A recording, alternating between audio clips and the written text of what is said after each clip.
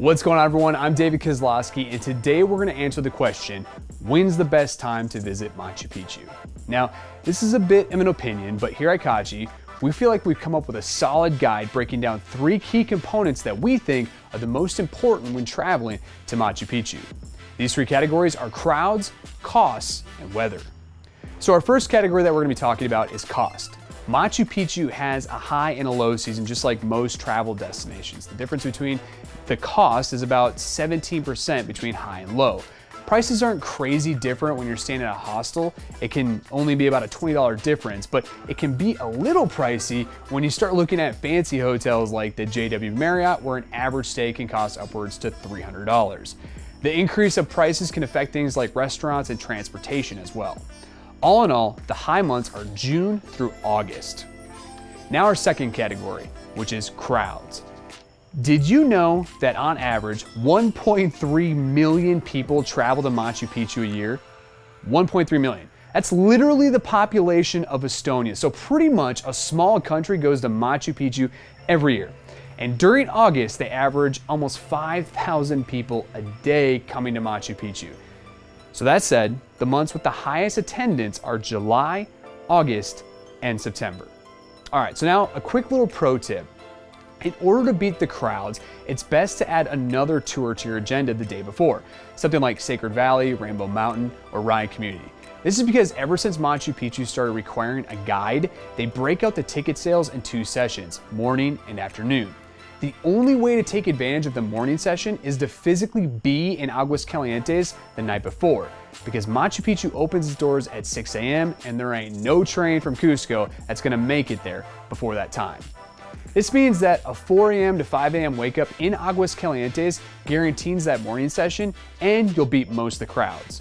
Keep in mind here at Cachi, if you booked a day trip for Machu Picchu, it doesn't mean that we need to pick you up from Cusco. We're here to help, so if that means planning a trip to Ryan Community and then making sure you get dropped off in Aguas Calientes for a morning session of Machu Picchu, we'll make it work and a guide will be with you every step of the way. All right, so now we're on to our last category. This one is weather. Now, there is no surefire way of knowing if it's gonna rain or not, but we pulled a ton of data from weatheratlas.com and we think we got a pretty solid peg on the months that it probably won't rain.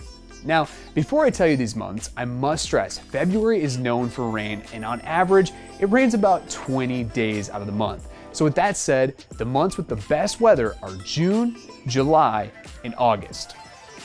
All right, so now that we broke that down, let's discuss our winners. We tried to keep this as easy as possible for you so you can pick which month is best for you.